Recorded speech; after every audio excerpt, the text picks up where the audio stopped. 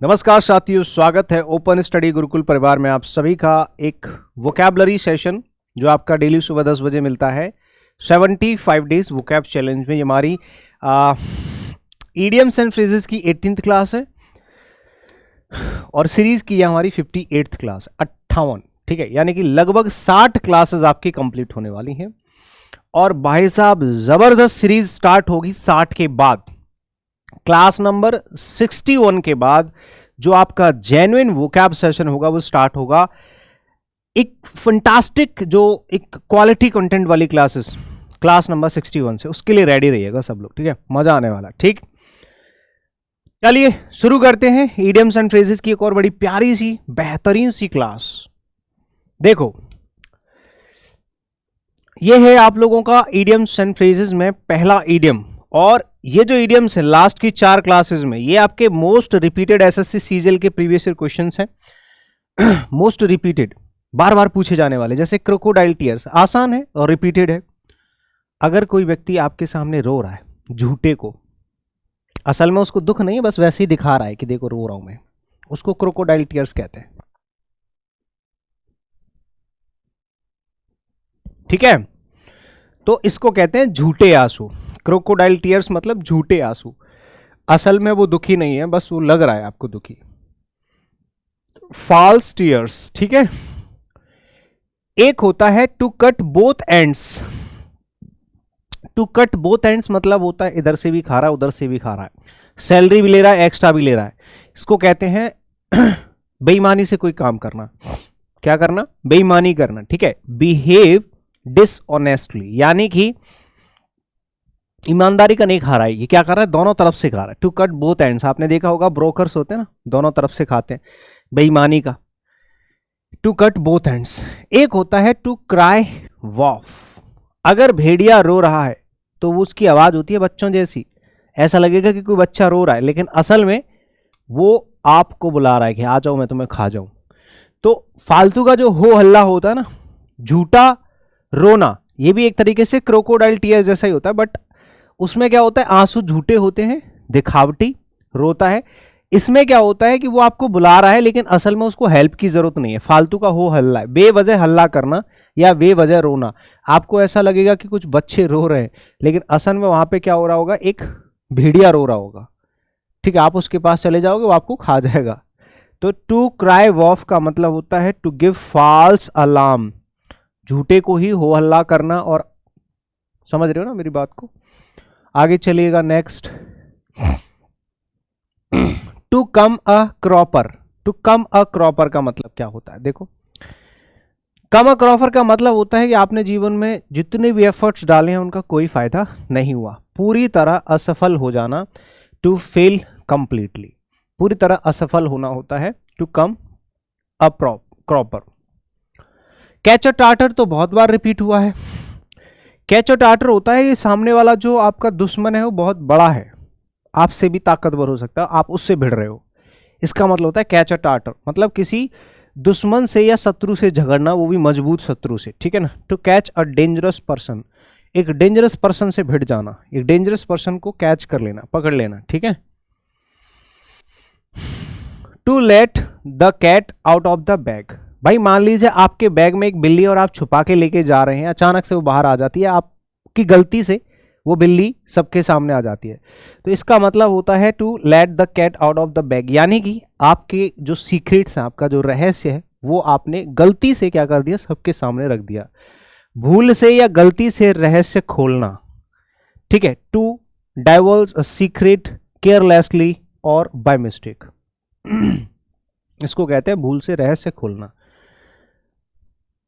एक और इडियम होता है to clear a fence. Fence मतलब तो बाढ़ होता है, बाढ़ मतलब जो आपकी बाधाएं होती हैं, और उसको अगर आपने क्लियर कर दिया मतलब अपनी सारी बाधाओं को तोड़ दिया, है ना। तो आपकी जो भी कठिनाइयां हैं, जो भी बाधाएं हैं, उनको पार कर दिया आपने। आपके बीच में जो फेंस, फेंस मतलब होता है बॉर्डर, जैसे आप देखोगे इंडिया पाकिस्तान के बीच में जो है तार लगे होते हैं, उन तार को क्रॉस कर दिया, मतलब जो भी कठिनाइयां थी उनको पार कर दिया। To clear the decks. To clear the decks का क्या मतलब होता है? ये भी लगभग वैसा ही होता है, थोड़ा सा डिफरेंस है लेकिन वैसे सेम ही है। अब क्लियर द डेस्क का मतलब होता है एक ऑफिशियल चीजें होती हैं, ऑफिशियल चीजें होती हैं जिनको पार करना होता है, ठीक है ना। हाँ जी, ऑफिशियल कुछ ऐसी स्टेजेस होती हैं, जैसे आप जब भी एग्जाम वगैरह दोगे ना या इंटरव्यू वगैरह होता है तो वहाँ पे आपके बीच में क्या आती हैं, डेस्क होती हैं, डेस्क, सॉरी डेस्क नहीं, डेस्क, वो डेस्क अलग होता है, डेस्क। तो डेस्क मतलब होता है स्टेजेस। अगर आपकी जो भी स्टेजेस हैं आपने सारी पार कर ली, प्री, मेंस, इंटरव्यू, डिस्क्रिप्शन, जो भी है, डिस्क्रिप्टिव सॉरी, तो कठिनाइयों को यानी कि जो भी स्टेजेस हैं, ऑब्स्ट्रक्शंस हैं उन सभी को आपने क्या कर दिया, पार कर लिया, है ना।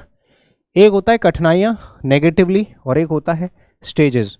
तो स्टेजेस को पास कर लिया यानी कि टू क्लियर द डेस्क। एक होता है क्रेस्ट फॉलन। क्रेस्ट फॉलन का मतलब होता है जब हम डिस्करेज हो जाते हैं, हतोत्साहित होना, टू बी डिजेक्टेड और डिस्करेज्ड, जब हमारे अंदर की जो हिम्मत है वो टूटने लगती है, हम हताश हो जाते हैं, निराश हो जाते हैं, थक जाते हैं, उसी को कहते हैं हतोत्साहित होना, यानी कि क्रेस्ट फॉलन। क्रेस्ट फॉलन का मतलब होता है टू बी डिजेक्टेड, उदास हो जाना, परेशान हो जाना, हतोत्साहित हो जाना, ठीक है। एक होता है कूल हेड, एकदम मस्त मौला आदमी, शांत प्रकृति का होना, he is a cool minded person. Mister cool किसको कहते हैं, धोनी को, एकदम कूल माइंडेड पर्सन है, बहुत ही शांत स्वभाव का, शांत प्रकृति का व्यक्ति जो होता है ना। To have a nature of not easily being excited, किसी भी चीज को लेकर ज्यादा एक्साइटेड नहीं होता है, ज्यादातर लोग ऐसे नहीं है, विराट कोहली ऐसा नहीं है ना, वो एक्साइटेड है ना, थोड़े से चिड़चिड़े टाइप के। टू कास्ट एन एस्पर्शन क्या होता है, कास्ट एन एस्पर्शन का क्या मतलब होता है, देखो ये होता है साख गिराना। साख गिराने का मतलब समझते हो, जो आपकी वैल्यू होती है, डेरोगेटरी रिमार्क्स, यानी कि अपमानजनक जो बातें कह के किसी के, टू मेक डैमेजिंग और डेरोगेटरी रिमार्क्स, जैसे कि मान लीजिए साख का मतलब होता है उसका पद, साख जानते हैं हम, उच्च साख से हैं, मतलब हमारा पद उच्च है, हमारी जो कास्ट है, ऐसे करके लोग नहीं बोलते कास्ट, या जो उनकी सोसाइटी कम्युनिटी में उनकी साख जो होती है ना, जैसे कैटेगरी होती है, तो उसी तरह से किसी की जो रेपुटेशन है या उनकी साख है उसको कम करना, यानी कि कुछ ऐसा बोल दो, अपमानित कर दो, तो टू मेक डैमेजिंग और डेरोगेटरी रिमार्क्स, अगर किसी के लिए डेरोगेटरी मतलब अपमानजनक बातें बोल देना तो उनकी साख गिराना होता है, to cast an aspersion. Come back to earth, धरती पे आना, मतलब समझते हो, जैसे बोलते हैं कि अभी क्या है उड़ लो, लेकिन जब वक्त आएगा समय आपको जमीन पे ला देगा, इसका मतलब है अपनी औकात पर आना, जो भी उनकी असल स्टेज है वहां पर आना। पक्षी है, आसमान में उड़ते हैं, घमंड होता है, उड़ लो भाई, कितना उड़ोगे, आना तो जमीन पे ही है, पूरी जिंदगी भर आसमान में तो उड़ने से रहे, पूरे दिन आसमान में से उड़ने से रहे, आना तो जमीन पे ही है। तो औकात पर आना यानी कि रिटर्न टू रियलिटी, जो आपकी रियलिटी है वहां पर, तो होता है कम बैक टू अर्थ। अभी आप हवा में उड़ रहे हो, एक दिन जमीन पे आ जाओगे, ठीक है। To call in question, call in question, call in question मतलब जानते हो, देखो किसी भी चीज में एक क्वेश्चन पुट करना कि भाई देखो आज हम ऐसे करके ऐसे करेंगे, any doubt, yes sir, can I do like this, या मतलब ये प्रॉब्लम हो सकती है, कुछ भी आप अगर अपना सवाल रख रहे हैं तो इसको कहते हैं टू कॉल इन क्वेश्चन। किसी भी चीज को लेके एक सवाल जवाब करना, एक सवाल करना यानी कि क्वेश्चन करना, समझ गए, यानी कि डाउट करना, फाइंड फॉल्ट विद, कुछ भी हो रहा है उसमें कोई गलती ढूंढना, कोई डाउट ढूंढना, कोई सवाल ढूंढना, ठीक है ना, इसको कहते हैं to call in question. To cut a long story short, एक बहुत लंबी कहानी को छोटे स्तर में बता देना, मतलब संक्षेप में किसी बात को कहना, किसी बात को संक्षेप में बताना, यानी कि एक बहुत बड़ी स्टोरी है किसी भी चीज को लेके और उस स्टोरी को बहुत ही कम समय में उसको बहुत ब्रीफली क्या कर देना, एक्सप्लेन कर देना, ये होता है, ठीक है भाई। हाँ जी, किसी बात को संक्षेप में बताना, टेल समथिंग ब्रीफली, किसी भी चीज को बहुत ही कम टाइम में ब्रीफली बताना, कहना। एक होता है to cross one's mind. Cross one's mind का क्या मतलब होता है, एक तो आपने क्रॉस पर्पजेस सुना होगा, जब लोग एक दूसरे के विरोधी होते हैं, एक होता है आपका क्रॉस वंस माइंड, कोई बात दिमाग में आना, यानी कि कोई दिमाग में कोई बात चल रही है आपकी, टू क्रॉस वंस माइंड, बोलते हैं यार something is crossing in my mind, crossing my mind, कोई ऐसी चीज है जो मेरी दिमाग में चल रही है, ठीक है। तो ऐसी कोई चीज जो आपके दिमाग में बार बार बार बार बार बार घूमती रहती है, उसको हम कहते हैं to cross one's mind, someone's mind, anyone's mind. किसी व्यक्ति के दिमाग में कोई चीज बार बार घूमना, टू थिंक ऑफ समथिंग, किसी भी चीज के बारे में बार बार सोचते रहना, ठीक है ना, ये होता है। Cost an arm for the batter, cost an arm for the batter, बहुत अधिक महंगा। वैसे तो कॉस्ट एन आर्म और अ लेग ऐसे करके होता है, कोई चीज बहुत ज्यादा कॉस्टली होती है, cost an arm and a leg, extremely expensive. यहां पे लिख लीजिएगा, कॉस्ट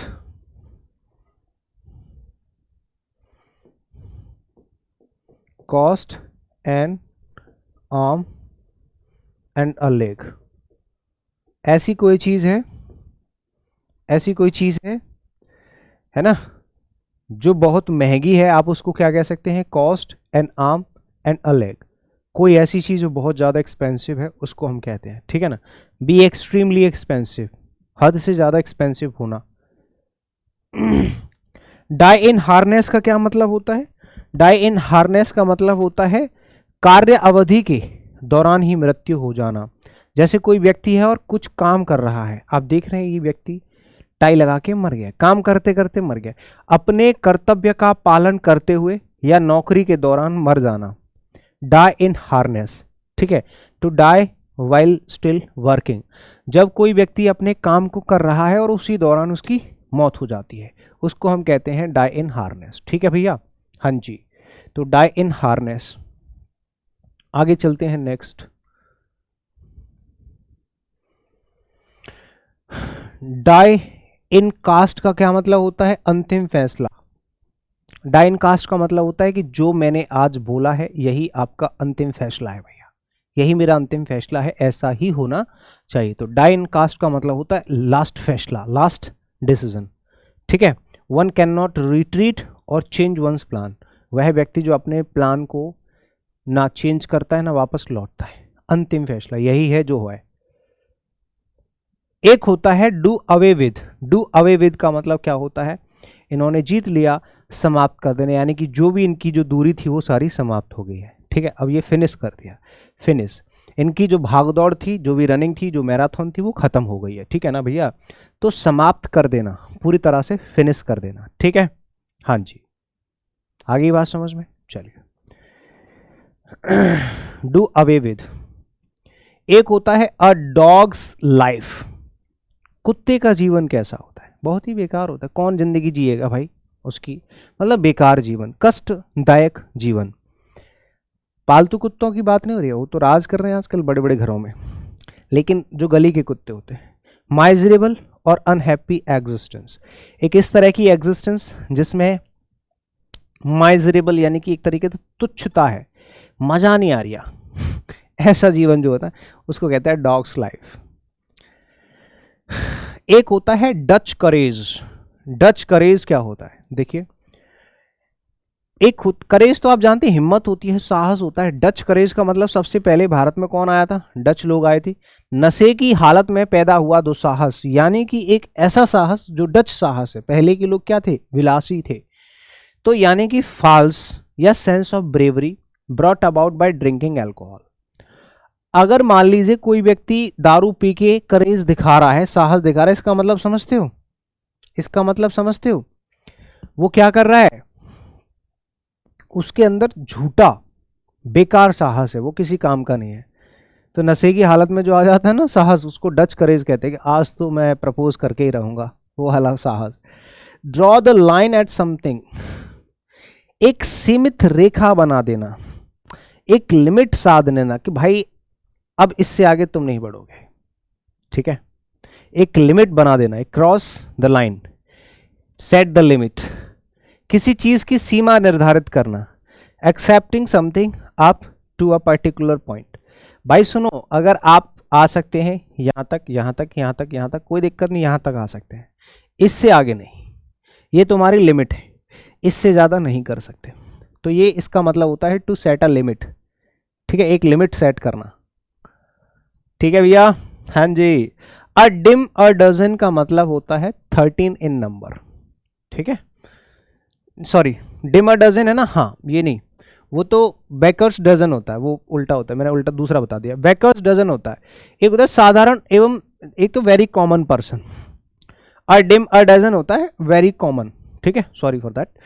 ये होता है वेरी कॉमन पर्सन, यानी common and so of little value. ऐसा जैसे हम लोग हैं, प्रधानमंत्री या नेता लोग हुए, अभिनेता हुए, ये सब क्या होते हैं, ये स्पेशल होते हैं। लेकिन हम लोग क्या है, हम सब लोग क्या है, जनरल है, यानी कि कॉमन मैन है, कॉमन पर्सन। तो वेरी कॉमन यानी कि साधारण और कम वैल्यू वाला। A dime a dozen. To drag one's feet, अपने पैर खींच लेगा, क्या मतलब होता है, अपने कदम वापस खींच लेना। आप जिस चीज में एंट्री कर रहे हैं, आपने अपने कदम वापस खींच ले, इसका मतलब समझ रहे हो, यानी कि आप उससे भाग रहे हैं।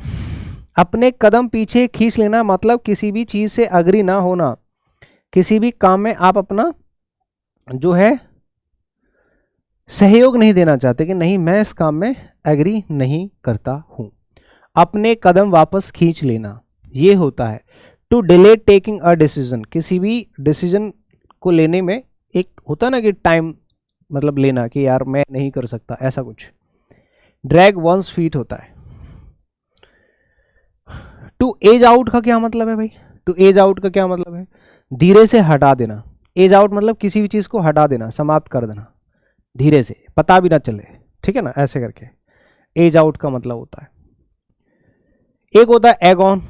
एगॉन क्या होता है, किसी को भड़काना, उकसाना या उत्तेजित करना। टू इंस्टिगेट, ये स्पेशली नेगेटिव सेंस में होता है, इंस्टिगेट किसी को उकसाना, ठीक है, हाँ, प्रोसीड फर्दर, कुछ भी आगे करने के लिए कुछ भी उकसाना, एक्साइट करना, इंसाइट करना, ये होता है एगॉन। एक होता है एक आउट। टू एक आउट, एगॉन हो गया भड़काना, उकसाना। एक होता है एक आउट। एक आउट का क्या मतलब होता है, AKE, ठीक है। एक आउट होता है किसी भी चीज, जैसे पैसा कमाते हैं हम लोग, आप लोग जब नौकरी लग जाएगी पैसा कमाते, कमाने को एक आउट बोलते हैं कि यार I am aching out for my family, मैं अपने परिवार के लिए पैसा कमाता हूँ, यहाँ पर बस मेरा इतना ही काम है, ठीक है। तो ये व्यक्ति क्या कर रहा है भाई, ट्रेडिंग कर रहा है लगता है, तभी इसके पास चारों तरफ पैसे पैसा। टू अर्न अ लिविंग, अपने जीवन के लिए जीविका कमाना, पैसा कमाना, ये होता है एक आउट, ठीक है भैया जी। एक होता है eye for an eye. Eye for an eye मतलब ये इस पे चला रहा है, ये इस पे चला दिया, जैसे को तैसा। आई फॉर एन आई का मतलब होता है tit for tat. Tit for tat यानी कि जैसे को तैसा। भाई अगर तुम मुझे गाली दोगे मैं तुम्हें गाली दूंगा, तुम मुझे पीटोगे मैं तुम्हें पीटूंगा, तुम मेरे से तमीज से बात करो मैं तुमसे तमीज से बात करूंगा, जैसे को तैसा, जो जैसा करेगा वैसा ही भुगतेगा। फिश आउट ऑफ वाटर, तो आप जानते हैं दुविधा में होना, परेशानी में होना, बेचैन होना। अगर मान लो आप मछली को पानी से बाहर निकाल दोगे तो वो परेशान होगी कि नहीं होगी, ऑब्वियसली होगी, परेशान होगी कि नहीं होगी। इन एन अनकंफर्टेबल पोजीशन, एक बहुत ही दुविधा में होना, अनकंफर्टेबल पोजीशन में होना, बेचैन होना, ठीक है ना, हाँ जी। एक होता है टू फेस द म्यूजिक, आप घर से बिना बताए खेलने चले गए, खेलने चले गए, ज़्यादा देर हो गई, घर वाले बुला रहे हैं, गायब हो, वापस आए, मम्मी पापा डांट रहे हैं, you are facing the music. कड़वे सत्य को कहना और सुनना। Go through an unpleasant talk, आप किसी भी, जैसे कोई आपको सुना रहा है, डांट सुनना होता है, वैसे इसका मीनिंग यहां पे लिख लीजिएगा, डांट सुनना ये होता है, अगर आपको कोई डांट रहा है तो आप जो फेस कर रहे हो, टू फेस द म्यूजिक, आपको जो फटकार सुनाई जा रही है उस फटकार को सुनना ही क्या होता है, टू फेस द म्यूजिक, ठीक है। फाइटिंग फिट का क्या मतलब होता है, फाइटिंग फिट मतलब स्वस्थ रहना, यू आर फाइटिंग फिट मतलब we are trying to be fit, हम क्या कर रहे हैं, स्वस्थ रहने की कोशिश कर रहे हैं। इन गुड हेल्थ, अच्छे स्वास्थ्य में होना। ये अंकल आंटी दोनों देख रहे हो, इनकी एज काफ़ी है, 60 और 52-60 आसपास होएगी, कितने स्वस्थ लग रहे हैं। Full of beans, full of beans, enthusiastic, full of beans, full of energetic, full of energy, उत्साह से भरा हुआ व्यक्ति, फुल ऑफ एनर्जी, एक ऐसा व्यक्ति जो एनर्जी से भरा हुआ है, इसको कहते हैं उत्साह से भरा हुआ, ठीक है। चलिए, एक होता है फील एट सी, एट सी जब आता है तो कंफ्यूजन की बात होती है वैसे तो, है ना, आपने देखा ही होगा। हाँ, तो फील लॉस्ट, खोया हुआ, भ्रमित सा महसूस करना। फील एट सी, ऐसा लगना कि मैं तो समंदर के बीचों बीच हूं, इसका मतलब है यू आर फीलिंग कंफ्यूज्ड। दिग्भ्रमित होना, कंफ्यूज्ड, फीलिंग कंफ्यूज्ड लिख लो, फीलिंग कंफ्यूज्ड, ऐसा फील करना कि भैया मैं एकदम भ्रमित सा हूं। फील लॉस्ट और at confused, sorry and confused, एक तरीके से कंफ्यूज लिखा हुआ नीचे। एक होता है a fire in somebody's valley या समवंस वैली, है ना, आग लगी अंदर नहीं बोलते कि तुम्हारे आग लगी हुई अंदर, मतलब किसी बात के प्रति उत्साह से भरा हुआ होना कि भैया तुम्हारे प्रति इस चीज को लेके आग लगी हुई है तुम्हारे अंदर, भाई मुझे बस एक मौका मिल जाए, भाई साहब फोड़ दूंगा। जैसे 10th पास या 12th पास स्टूडेंट जब सीजीएल की तैयारी कर रहा होता है तो उसको हो जाता है 3 साल का टाइम पढ़ते पढ़ते, और उसको एलिजिबिलिटी तो है नहीं उसके पास कि ग्रेजुएशन तो है नहीं है, अब 12th से तैयारी कर रहा है, उसकी तैयारी हो गई है मजबूत, अब वो एक्साइटेड है कि मुझे जिस दिन मैं एग्जाम देने जाऊंगा फोड़ दूंगा, और ऐसा ही होना चाहिए, तभी ग्रेजुएशन लेवल का एग्जाम होता है। 12th से ही तैयारी करना शुरू कर दीजिए, जब तक आप एलिजिबल होगे तब तक आप एकदम धुरंधर बन जाओगे। किसी बात के प्रति उत्साह से भरा होना, एक्सप्लॉइट होना। Give the game away, give the game away का क्या मतलब है भैया, रहस्य बता देना, यानी कि मैडम ने इसको क्या बता दिया, कोई सीक्रेट होगा, हाँ है सच्ची, हाँ ऐसे करके। टू रिवील वन सीक्रेट, किसी भी सीक्रेट को रिवील कर देना, उजागर कर देना, गिव द गेम अवे। एक होता है ग्रीन आइड मॉन्स्टर, गुस्से में होना, ईर्ष्यालु, द्वेषपूर्ण, ये मैडम है, ये लड़का भैया किसी से बात कर रहा है तो ये क्या है, ये चिढ़ रही है, सबसे बड़ी प्रॉब्लम।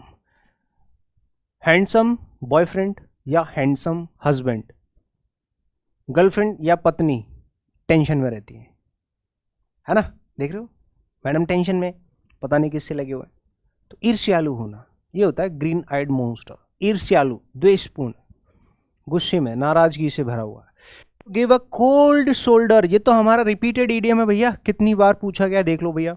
निराश करना, to give a cold shoulder, आप जब तैयारी करते हैं, नौकरी नहीं लगती, पिताजी को माँ बाप को क्या करते हैं हम, निराश कर देते हैं हाँ। गिव अ कोल्ड शोल्डर का मतलब होता है कि आपने अपने प्रयास किए, आपको निराशा हाथ लगी। गिव अ कोल्ड शोल्डर का मतलब होता है निराश करना, ठीक है। Try to be unfriendly by taking no notice of, आप किसी व्यक्ति के लिए कुछ ऐसा कर देते हैं कि वो निराश हो जाते हैं, ठीक है भैया, हाँ जी।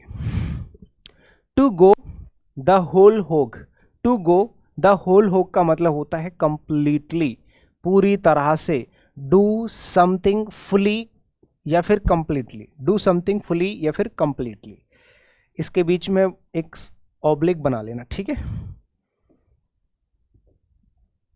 हाँ जी। टू डू समथिंग फुली और कंप्लीटली, ऐसे करके।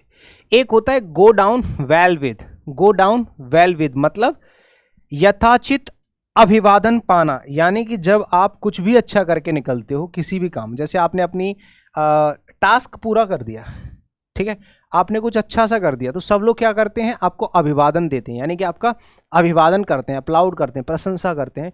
तो गो डाउन वेल विद, किसी भी अच्छी चीज से होकर गुजरना, कुछ भी अच्छा भोगना, ये होता है यथोचित, यथोचित अभिवादन पाना, जो भी अभिवादन मिल रहा है आपको, ठीक है ना, अप्लाउडेड बाय, अप्लाउडेड बाय, ठीक है, हाँ जी। To give up the ghost, give up the ghost का क्या मतलब होता है, to give up the ghost मतलब किसी को निश्चित दायरे के अंदर रखना।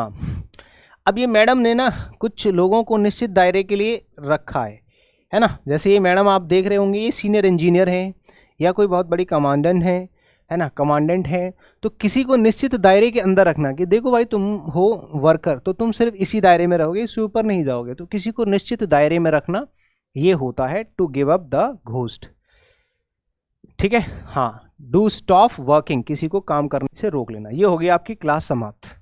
अगर किसी को पेड कोर्सेज की जानकारी लेनी है तो ओपन स्टडी एप्लीकेशन पर हमारी क्लासेस चलती हैं, कॉन्टैक्ट नंबर्स हैं, टेलीग्राम चैनल ज्वाइन कर लीजिएगा, जहां पर आपको क्या मिलेगा, पीडीएफ्स मिल जाएंगे, ठीक है भाई। तो थैंक यू सो मच। उम्मीद करते हैं आपको सब कुछ समझ में आया होगा। शुक्रिया, बाय बाय, टेक केयर, जय हिंद।